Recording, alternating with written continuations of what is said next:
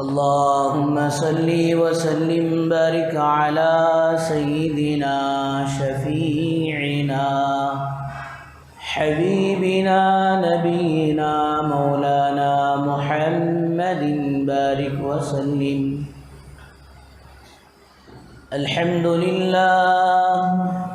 الحمد لله نحمده ونستعينه ونستغفره ونؤمن به ونتوكل عليه ونعوذ بالله من شرور أنفسنا ومن سيئات أعمالنا. من يهده الله فلا مضل له ومن يضلله فلا هادي له.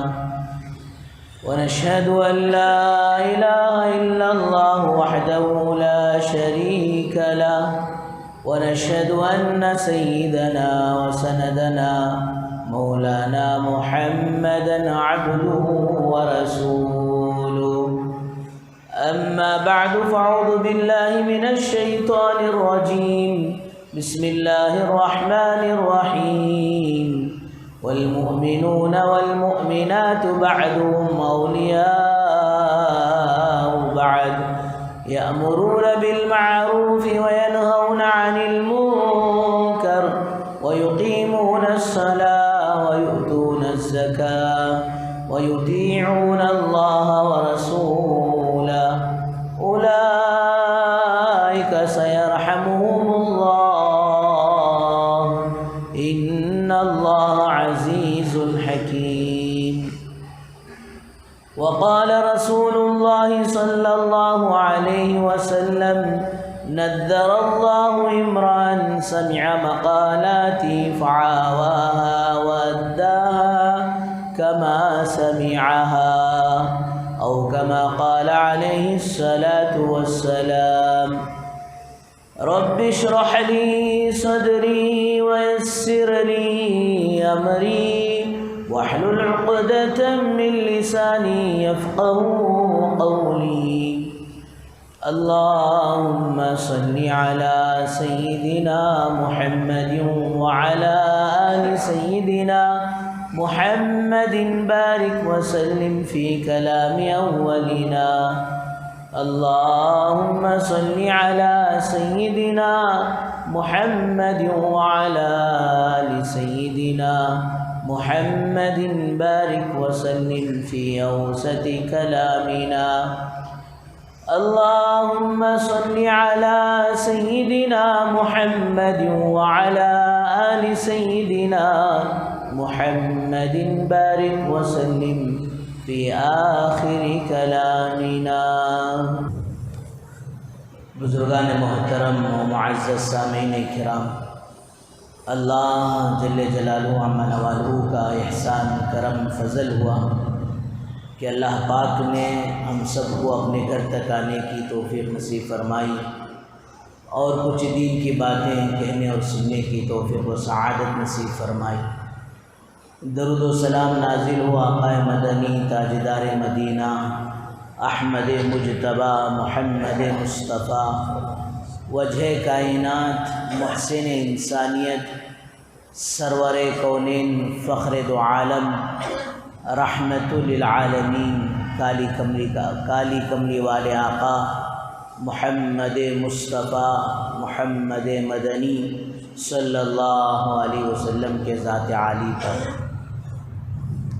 بزرگوں دوستو، اللہ تبارک و تعالیٰ نے جب سے اس کائنات کو اور اس دنیا کو بنایا ہے، اس دن سے اپنے بندوں کی رہبری کے لیے، اپنے بندوں کی رہنمائی کے لیے، اپنے بندوں کو سیدھے راستے پر چلانے کے لیے اور دنیا میں آنے کا زندگی کا جو اہم اور بہت بڑا مقصد ہے وہ آخرت کی تیاری اس کو بتلانے کے لیے اللہ تبارک و تعالیٰ نے نبیوں اور رسولوں کے سلسلوں کو ماشاءاللہ جاری فرمایا.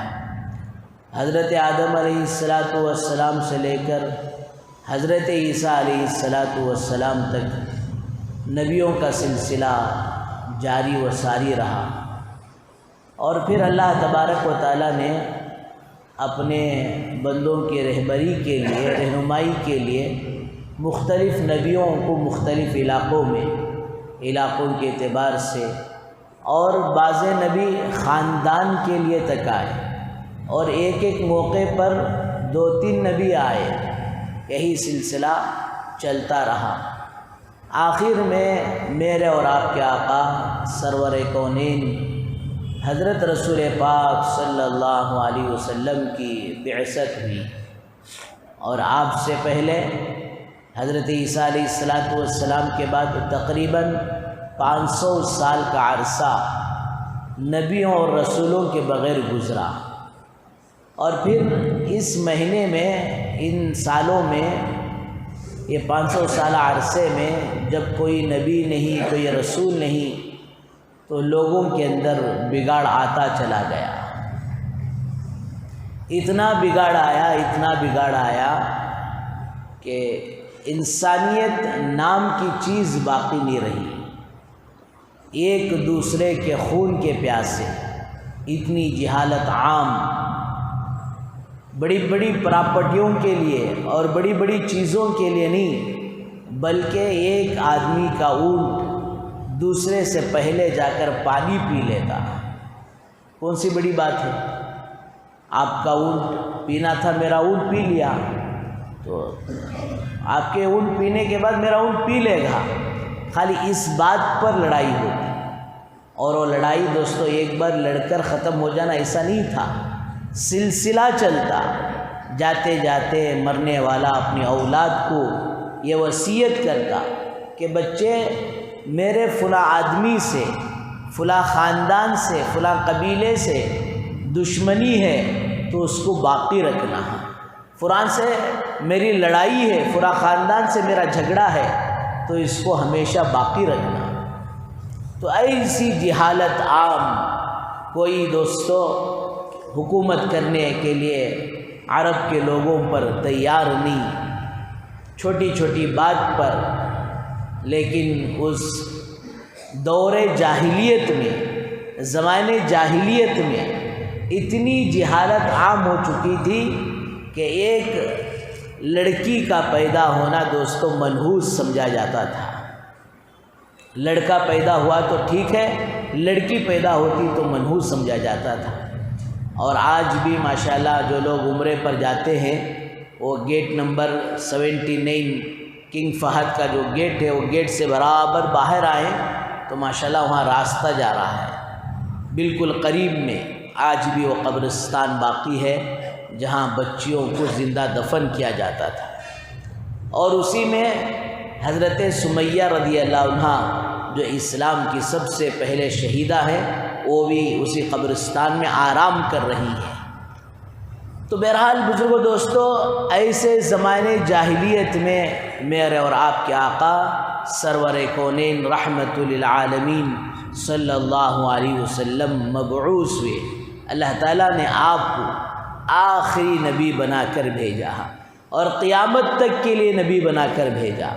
اور پھر پچھلے جو قوم آتی تھی، وہ قوم بھی اپنے قوم کو یہ بات سمجھاتی تھی، یا قوم اعبدوا اللہ ما لکم من الہ غیرہ، اے میری قوم ایک اللہ کی وحدانیت کا اقرار کرو، ایک اللہ کی عبادت کرو، ایک اللہ کو سجدہ کرو، جس خالق و مالک نے تمہیں زندگی کا وجود بخشا، جس نے تمہیں زندگی دی، جس نے تمہیں نعمتوں سے نوازا، اور جس نے زمین اور آسمان کو بنایا، اور جس نے زمین اور آسمان کے درمیان تمام تمہاری ضرورتوں کو پورا کیا، جس اللہ نے، جس خالق نے، جس مالک نے ماں کے پیٹ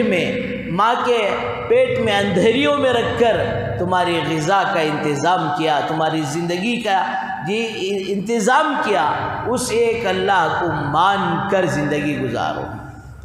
اور ماشاءاللہ جب بھی قوم نے بات مان لی، اللہ نے ان کا بیڑا پار کر دیا، اور جب بھی قوم نے اپنے نبی کی بات کو ٹھکرا دیا، کئی کو ٹھکراتے فرمایا ان کو ایک طرح کا دوستو نشہ سوار رہتا تھا۔ کس چیز کا نشہ؟ جی 90 باٹل کا نشہ نہیں ہے، لے بابا دے بابا کا قصہ۔ یہ نشہ تو اتر جائے گا تھوڑی دیر کے بعد، تھوڑے وقت کے بعد اتر جائے گا، لیکن ان لوگوں کو، ان قوموں کو جو نشہ سوار تھا دوستو، وہ کبھی طاقت کا نشہ سوار تھا اور کبھی مال و دولت کا نشہ سوار تھا، کبھی حکومت اور جائیداد کا جی نشہ سوار تھا۔ اور اللہ تبارک و تعالی نبی اور رسول کو جو بھیجتے وہ آسمانوں سے نہیں اتارتے تھے، بلکہ قوم کے ہی ایک فرد کو اللہ تبارک و تعالی چن لیتے تھے۔ اور پھر ان لوگوں کا یہی اعتراض ہوتا، قالوا ما لهذا الرسول يأكل الطعام ويمشي في الاسواق، ارے یہ رسول کیا ہیں؟ یہ تو ہماری طرح گھومتے پھرتے ہیں، ہماری طرح کھاتے پیتے ہیں، ہماری طرح ضروریات کو پورا کرتے ہیں۔ اگر اللہ تبارک و تعالی انسانوں کے علاوہ آسمانوں سے فرشتوں کو اتارتا تو لوگ کہتے بھئی یہ تو فرشتے ہیں، ان کو بھوک کا مسئلہ نہیں ہے، ان کو ضروریات زندگی کا مسئلہ نہیں ہے، یہ نماز پڑھیں گے تو پڑھ لیں گے، یہ دوسرے کام کرے تو کریں گے، ہم کہاں کر سکتے ہیں۔ اللہ تبارک و تعالی نمونہ بتانا چاہتا تھا، اس لیے یہ اپنے ہی قوم میں اللہ تبارک و تعالی نبیوں اور رسولوں کو سلیکٹ کرتا تھا، منتخب کرتا تھا، چنتا تھا۔ اور قوم وہ یہ کہتی ہے ارے بھئی یہ تو ہماری ہی آدمی ہے، اے یہ تو فلاں ہی آدمی ہے جی۔ اور فرمایا دوستو بعض دفعہ قوم بگڑتی اور بگڑ کر جی کہتی کہ بھئی تمہارے پاس تو کوئی صلاحیت نہیں ہے، تمہارے پاس تو کوئی طاقت نہیں ہے، تم تو عام آدمی ہو۔ اور رسول تو کہتے انی لکم رسول ناصح امین، یقیناً میں اللہ کی طرف سے بھیجا ہوا پیغمبر ہوں، تمہارا خیر خواہ ہوں، تمہیں نصیحت کرنے والا ہوں، تمہارا تو میں فائدہ چاہتا ہوں، تمہارا تو میں نفع چاہتا ہوں۔ اور نبی اور رسول کھل کر بات سمجھاتے ہیں، میں تم سے کوئی اجر نہیں چاہتا، یا قوم لا اسألکم علیہ مالا، جو تم یہ کہہ رہے ہو کہ ہمارے پاس مال ہے، دولت ہے، رسول کہتے، نبی سمجھاتے یا قومی لا اسألکم علیہ مالا، ہرگز میں تم سے تمہارا مال نہیں چاہتا، بلکہ میں یہ چاہتا ہوں کہ تمہارا یہ مال، تمہاری یہ زندگی، تمہیں اللہ کی دی ہوئی نعمتیں اللہ کی بتائے ہوئے طریقے پر استعمال کرو۔ یا قوم لا اسألکم علیہ اجرا، اے میری قوم میں تم سے کوئی اجر اور بدلہ نہیں چاہتا، میرا اجر اور بدلہ تو جی وہ اللہ کے پاس ہے، ان اجریہ الا علی اللہ، میرا بدلہ تو میرا اللہ میرا پروردگار دے گا۔ آپ سے کیا چاہتا ہوں؟ آپ سے کچھ نہیں چاہتا، صرف یہ چاہتا ہوں ایک اللہ کی عبادت اور بندگی کرو اور وقت کے نبی اور رسول کی بات مان کر زندگی گزارو۔ اور پھر دوستو ساری قوموں کا خلاصہ اللہ تبارک و تعالیٰ نے قرآن مجید میں بتایا کہ جہاں جہاں جب جب جس قوم نے اپنے نبی اور رسول کی بات کو مان لیا، اللہ نے ان کا بیڑا پار کر دیا، اللہ انہیں دنیا میں چمکایا اور آخرت میں چمکایا۔ اور پھر دوستو جنہوں نے بات نہیں مانی ان کو نشہ تھا، ان کو تکبر تھا، ان کو غرور تھا، اپنی طاقتوں پر، اپنے مالوں پر، یہ اپنی حکومتوں پر۔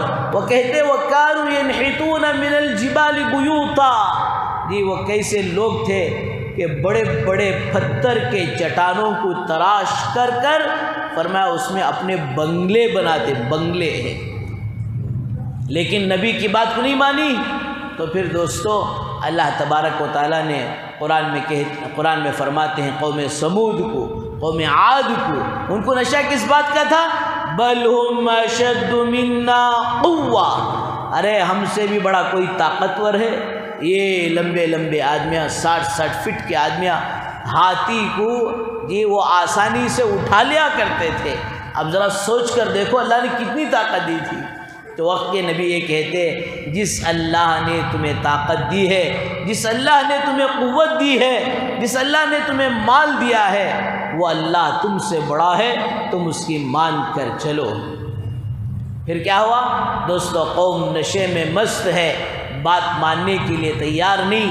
سخرها علیہم 7 لیال و 8 ایام حسوما، کہ اللہ تعالیٰ نے ان پر 7 دن اور پھر 7 راتیں 8 راتیں جو ہے مسلسل عذاب چلایا۔ عذاب کیا تھا؟ ہوا تیز چلتی تھی، کأنہم اعجاز نخل خاویہ فہل تری لہم من باقیہ، کہ ایسے اللہ کی پکڑ آئی اور ایسے لمبے لمبے لوگ، ایسے زمین پر ان کی لاشیں گرتی گئی۔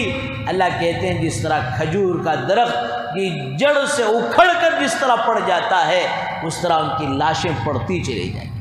فَهَلْ تَرَى لَهُم مِّن بَاقِيَةٍ، اے مخاطب تو دیکھے گا ان میں سے کوئی باقی نہ رہا۔ وَجَاءَ فِرْعَوْنُ مِن قَبْلُ وَالْمُؤْتَفِكَاتِ، کہ اس کے بعد فرعون نے اور پھر اس کے لشکر نے اسی طرح کا انجام ان کے ساتھ ہوا۔ تو بزرگوں دوستو، یہ دنیا کی زندگی اللہ کی بندگی کے لیے ہے، یہ دنیا کی زندگی آخرت کو بنانے اور سنوارنے کے لیے ہے۔ اس لیے میرے اور آپ کے آقا سرور کونین محمد رسول اللہ صلی اللہ علیہ وسلم نے حدیث مبارکہ میں ارشاد فرمایا، الدنیا مزرعۃ الآخرہ، دنیا آخرت کی کھیتی ہے بڑی مختصر سی زندگی، ہے بڑی معمولی سی زندگی، لیکن دوستو آخرت کے بنانے کے اعتبار سے یہ بہت ہی قیمتی ہے۔ آپ کو موت کے بعد اور کوئی الگ سے دوستو موقع نہیں ملے گا، موت کے بعد الگ سے کوئی ایسا موقع نہیں ملے گا کہ ہم وہاں جا کر آخرت کی تیاری کر لے ہیں۔ ارے وہ تو دور کی بات، موت سے پہلے پہلے دوستو کوئی ایسے ہماری زندگی کے سال ریزرویشن نہیں ہے کہ تم اتنی زندگی دنیا بناؤ، دنیا کماؤ، دنیا میں عیش انجوائے کرو اور اتنی زندگی کو اپنی آخرت کے لیے بناؤ، ایسا بھی نہیں ہے۔ کل نفس ذائقۃ الموت، ارے وہ تو موت کا مزہ ہر کسی کو چکھنا ہے۔ فَإِذَا جَاءَ أَجَلُهُمْ، اور جب وہ آئے گی ایسے آئے گی، لا يستأخرون ساعة ولا يستقدمون، 1 سیکنڈ نہ آگے جائے گی، 1 سیکنڈ نہ تو دوستو زندگی پیچھے جائے گی۔ جو وقت طے ہے اور جہاں طے ہے، جیسے طے ہے ویسے وہ آ کر رہے گی۔ یہ تو ایک ہیلا بہانہ ہے کہ لوگ کہتے ہیں جی، بعض دفعہ سفر میں جاتے ہیں تو آ کر کہتے ہیں بھائی اللہ کا بڑا کرم ہوا، جاتے جاتے بچ گئے،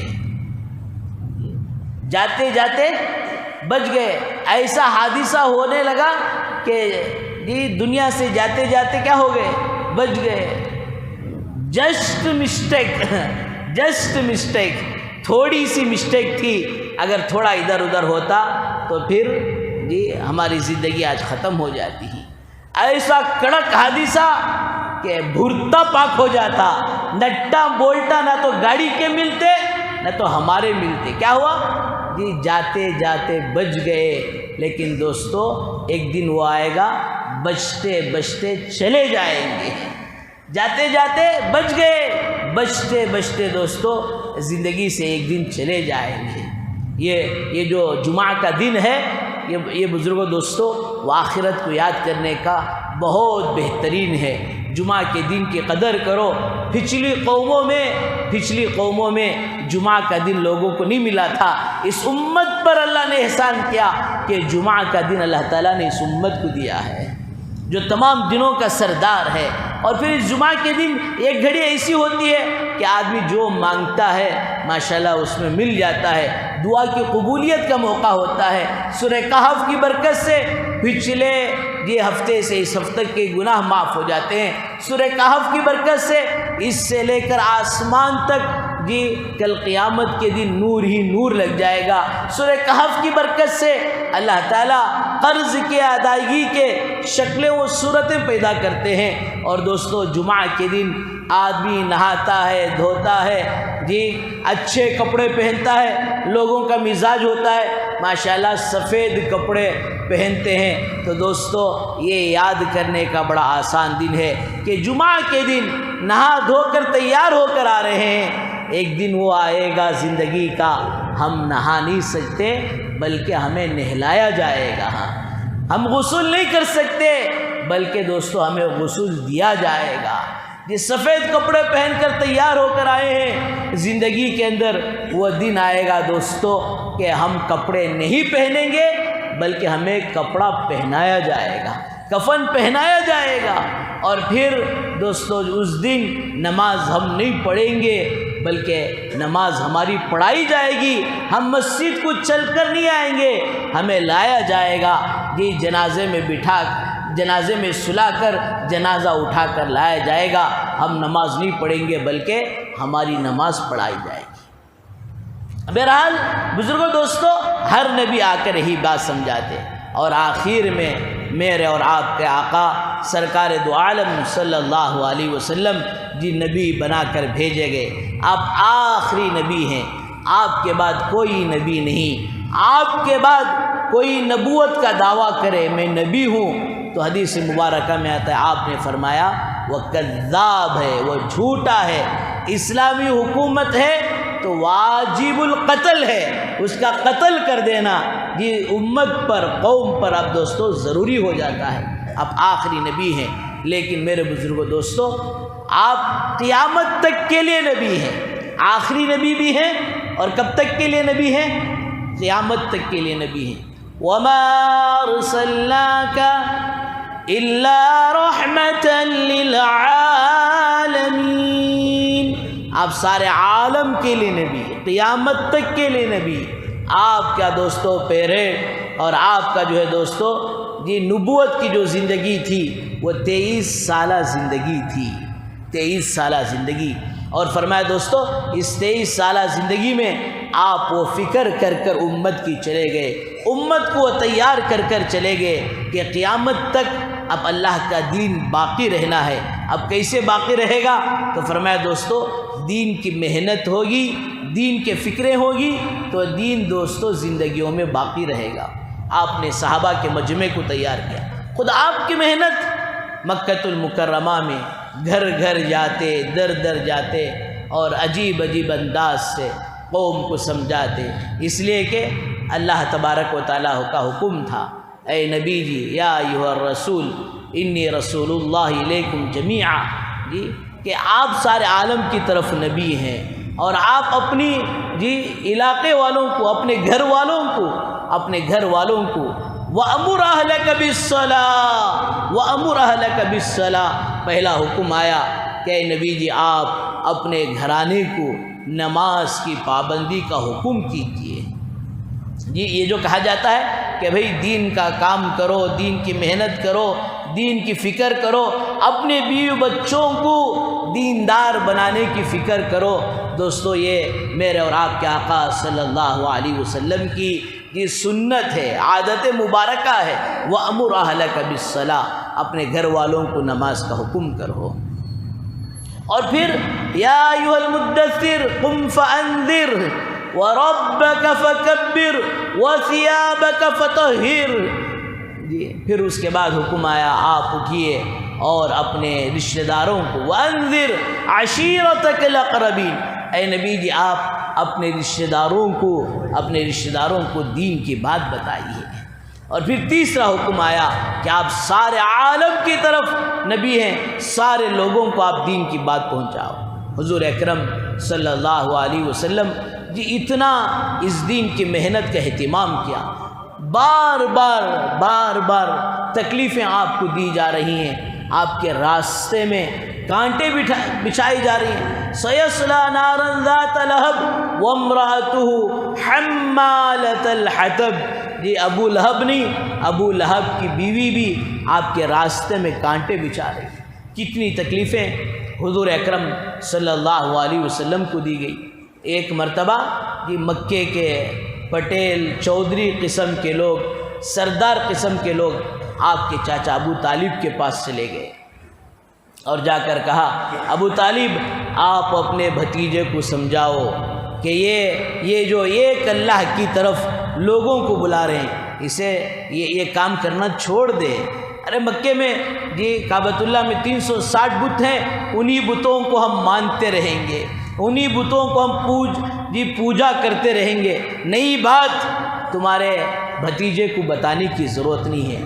اگر وہ چاہتا ہے تو ہم مکے کے سارا مال لا کر ان کے قدموں میں ڈال دیں، اگر وہ چاہتے ہیں کہ مکے کی بڑی خوبصورت لڑکی سے نکاح کرنا چاہیں تو ہم اپنی بچی کو نکاح میں دینے کے لیے تیار، اگر وہ چاہتے ہیں کہ ہمارے قوم کے سردار بن جائے تو سردار بنانے کے لیے تیار، سارے آفر دے رہے ہیں۔ اللہ کے نبی صلی اللہ علیہ وسلم گھر آئے، ابو طالب نے وہ ساری بات حضور اکرم صلی اللہ علیہ وسلم کے سامنے رکھی۔ آپ نے فرمایا میرے چاچا اللہ نے مجھے جو کام دے کر بھیجا ہے اس کام کے لیے ایک ہاتھ میں چاند ایک ہاتھ میں سورج، کیا مطلب کہ ہاتھ میں وہ سورج سما نہیں جا سکتا، وہ چاند ہاتھ میں سما نہیں جا سکتا، یعنی اتنی تکلیفیں اگر مجھ پر آئیں تب بھی آپ صلی اللہ علیہ وسلم کی آنکھوں سے آنسو آ گئے، تب بھی میرے چچا اللہ نے مجھے جو پیغام دے کر بھیجا ہے، جو نبی اور رسول بنا کر بھیجا ہے، وہ کام میں کیسے چھوڑ سکتا ہوں۔ ابو طالب کہنے لگے بھتیجے جاؤ فکر نہ کرو، آپ اپنا کام کرو۔ مکے والے بات ماننے کے لیے تیار نہیں، آپ نے طائف کا سفر کیا۔ اور دوستو اچھی طرح جانتے ہیں عرب میں جہالت جو تھی سو تھی، وہ جہالت کے باوجود زمانے جاہلیت میں بھی ان کے اندر ایک اچھی صفت تھی، وہ یہ تھی کہ مہمان نوازی کرتے ہیں۔ کوئی بھی مہمان جان پہچان نہیں ہے، رشتہ داری نہیں ہے، لیکن جب وہ باہر سے کبھی آتا تو اس کے آنے کو وہ فخر سمجھتے، اسے آنے کو سعادت سمجھتے، اور اجنبی مہمان کے لیے بھی دوستو اونٹ ذبح کر کر کھلا دیتے۔ اللہ کے نبی صلی اللہ علیہ وسلم طائف گئے ہیں بڑی امید لے کر، مکے والے تو بات نہیں مان رہے، طائف والے کم سے کم بات مان لیں۔ 3 بڑے بڑے سرداروں سے بڑی امیدوں کے ساتھ دوستو بات کی، کسی نے بات نہیں مانا، یا تو پھر ایک نووارد مہمان کے خاطر مہمان نوازی کرتے، وہ بھی نہیں کیا، بلکہ الٹا دوستو طائف کے شریر لڑکوں کو آپ کے پیچھے لگا دیا، اور دوستو 16 میل تک حضور اکرم صلی اللہ علیہ وسلم چلتے رہے، اور ان بدماشوں نے آپ کو جو پتھر مارے۔ کبھی حضرت عائشہ رضی اللہ عنہ 9 سال طائف کا واقعہ ہو کر پورا ہو گیا تھا، ایک مرتبہ پوچھتی ہیں یا رسول اللہ طائف میں آپ پر کیا گزرا؟ اللہ کے نبی کہتے ہیں عائشہ طائف کو کیوں یاد دلاتے ہو، 9 سال گزر گئے، آج بھی ان دردوں کو محسوس کرتا ہوں، آج بھی ان تکلیف کو محسوس کرتا ہوں۔ آج اللہ معاف فرمائے، کوئی ہمیں تھوڑا بہت کچھ کہہ دے تو ہم اپنے آپ سے باہر ہو جاتے ہیں، اور پتہ نہیں اس سے بدلہ لینے کے لیے، اور پتہ نہیں اس کے ساتھ کیا کیا کرنے کے لیے تیار ہو جاتے ہیں۔ دوستو ہم کس نبی کی امت ہیں، انہوں نے کیا کیا تکلیفیں برداشت کی۔ اور پھر دوستو آپ جا کر ایک جگہ ایک انگور کے باغ میں بیٹھتے ہیں، وہاں کسی اور کا وہ باغ نہیں ہے، اللہ کا احسان کہ اللہ نے ایک سفر میں وہ مقام بھی ہم نے دیکھا جہاں آپ صلی اللہ علیہ وسلم جا کر تشریف رکھے تھے، مسجد عداس وہاں بنی ہے، وہ کسی اور کا نہیں، وہ جو جانی دشمن حضور اکرم صلی اللہ علیہ وسلم کے نعوذ باللہ قتل کے در پہ تھا، اس کا باغ تھا۔ اب موقع اچھا تھا کہ حضور خون سے رنگین ہو کر تھک کر ہار مان کر ایک جگہ بیٹھ گئے ہیں۔ اب دوستو وہاں چاہتا تو وہ تکلیف پہنچا سکتا تھا، لیکن اس ظالم کو بھی، اس دشمن کو بھی رحم آ گیا کہ محمد ابن عبداللہ محمد رسول اللہ کے ساتھ کیا ہو رہا ہے۔ پھر دوستو ایک انگور کا پلیٹ میں انگور رکھ کر آپ کو پیش کیے گئے، آپ بسم اللہ بول کر کھا رہے ہیں، اور اس کے ساتھ ساتھ سامنے جو عداس دوستو جو انگور لے کر آیا تھا اسے پوچھتے ہیں تیرا نام کیا ہے؟ کہتا عداس، کہاں کا رہنے والا؟ قینقاع کا۔ فرمایا وہ اچھا میرے بھائی یونس کے علاقے کا۔ ارے آپ کو یونس کو کیا پتہ؟ ارے وہ بھی میرے طرح جی نبی اور رسول تھے۔ فرمایا دوستو اس حالت میں، اس تکلیف کی حالت میں بھی فرمایا دوستو اسے کلمے کی، ایمان کی دعوت دیتے ہیں۔ فرمایا وہ کلمہ قبول کر لیتا ہے۔ بزرگوں دوستو طائف میں آپ پر جی پتھر برسے اور فرمایا طائف میں آپ پر قربانی دی، اور یہاں اللہ نے عداس کو ایمان کا، ہدایت کا ذریعہ بنا دیا۔ بہرحال بزرگوں دوستو حضور اکرم صلی اللہ علیہ وسلم مکے میں، مدینے میں، اور پھر مدینے میں گئے تو بدر پیش آیا، احد پیش آیا جی، اور پھر خندق پیش آیا۔ اس کے بعد مکہ فتح ہوا ہے، اور آپ نے جی حجۃ الوداع کے موقع پر جی امت کو اپنی زندگی کے مقصد کا اور اپنی زندگی کے مشن کا کام سمجھایا۔ صحابہ سے آپ پوچھتے ہیں میرے صحابہ جس دین کو لے کر میں آیا تھا وہ دین تم تک پہنچا نہیں پہنچا؟ جی سارے ایک زبان ہو کر کہہ رہے ہیں یا رسول اللہ آپ نے پہنچایا ہی نہیں بلکہ اس کے دین کے ادا کرنے کا حق بھی ادا کر دیا۔ آپ آسمان کی طرف انگلی اٹھا رہے ہیں، الا هل بلغت، پھر سب کے کہنے پر کہہ رہے ہیں فشہد فشہد، اے اللہ آپ گواہ رہیں کہ میں نے یہ میری زندگی کا دین کا مقصد وہ پورا کر دیا۔ پھر آپ نے اور ایک جی بات امت کو بتائی، فَلْيُبَلِّغُ الشَّاهِدُ الْغَائِبُ بَلِّغُوا عَنِّي وَلَوْ آیا۔ حجۃ الوداع کے موقع پر فرمایا جس نے بھی مجھ سے ایک بات لی، ایک بات میری طرف سے اسے پہنچی، اب وہ دوسروں تک پہنچانا یہ تمہاری ذمہ داری ہے۔ فَلْيُبَلِّغُ الشَّاهِدُ الْغَائِبُ، جو حاضر ہیں وہ غائبین تک دین پہنچاؤ۔ فرمایا یہ اس وقت کے صحابہ کے لیے نہیں، قیامت تک آنے والے لوگوں کے لیے۔ اور پھر آپ نے دعا دی، نظر اللہ عمران سمع مقالاتی فعواها واداها کما سمعها، اے اللہ میرے اس امتی کو خوش و خرم رکھ، سرسبز و شاداب رکھ، جس نے میری بات کو سنی اور پھر اس کی حفاظت کی اور وہ بات دوسروں تک پہنچایا۔ دوستو یہ حضرات صحابہ کرام رضی اللہ عنہ مجمعین، 1.25 لاکھ صحابہ کا مجمع ساری دنیا میں پھیلا، اور پھر انہوں نے دین کا پیغام پہنچاتے پہنچاتے اپنی قبریں ان ملکوں میں بنا لی۔ پھر اس کے بعد تابعین، تبع تابعین، اولیاء اللہ، خواجہ معین الدین چشتی رحمۃ اللہ علیہ جی ایک سفر جی ڈھاکہ سے جو ہے جی اجمیر تک کیا، ایک سفر میں جی فرمایا دوستو کئی ہزار لوگوں نے توبہ، مسلمان جو تھے انہوں نے حضرت کے ہاتھ پر توبہ کی بیعت کی، توبہ کیے، اور کئی ہزاروں کا مجمع اسلام قبول کیا۔ کسی سے پوچھا گیا تو نے کیا دیکھا؟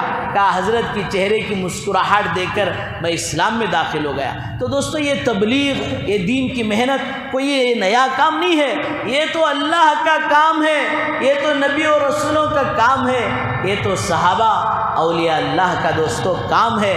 ماشاءاللہ اسی کی ایک کڑی کہ 4 سال بعد لاک ڈاؤن سے پہلے اجتماع ہوا تھا، اب 4 سال کے بعد ماشاءاللہ پھر سے ہمیں ایک اللہ تعالیٰ اجتماع کا موقع دے رہے ہیں۔ جنوری 6 اور 7 تاریخ کو اتبلے کے اندر ماشاءاللہ یہ 2 دن کا اجتماع منعقد ہے۔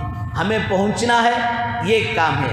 دوسرا کام یہ ہے کہ ماشاءاللہ ہم ہر کسی کو، اپنے دوست احباب کو، اپنے اہل خانہ کو، اہل خاندان کو، اپنے رشتہ داروں کو، اڑوس پڑوس کو ماشاءاللہ اجتماع کی دعوت دے کر اجتماع میں لے جانے کی کوشش کرنا۔ ماحول ہوتا ہے اللہ والوں کی، اہل علم کی، بزرگوں کی بات ہوتی ہے، پتہ نہیں کس کی بات کب کسے دل کو لگ جائے اور زندگی بدل جائے تو پھر دوستو ماشاءاللہ وہ سارا حصہ اس کی زندگی کے نیک اعمال کا ہمیں ملتا رہے گا۔ اس لیے ہر ساتھی ماشاءاللہ، ابھی تو اجتماع 15 دن باقی ہے، پہلے سے اس لیے کہہ رہے تاکہ ہمارا ایک شیڈول بن جائے، ہماری ایک ترتیب بن جائے، اس موقع پر ہمارا کوئی اور سفر نہ ہو اور کوئی کام نہ ہو، ہم بھی خود انشاءاللہ اجتماع میں پہنچنا ہے، پہنچیں گے بھی انشاءاللہ۔ پہنچنا اور دوسروں کو ماشاءاللہ بات بتا کر لے جانا۔ اللہ تبارک و تعالیٰ سے دعا فرمائے اللہ تعالیٰ ہم سب کو ان کہی گئی سنی گئی باتوں پر بھرپور عمل کی توفیق نصیب فرمائے، دین پر کما حق و عمل کی توفیق نصیب فرمائے، دین کا پیغام دوسروں تک پہنچاتے رہنے کی توفیق و سعادت نصیب فرمائے۔ وآخر دعوانا الحمدللہ رب العالمین۔ جو حضرات سنت نے پڑھی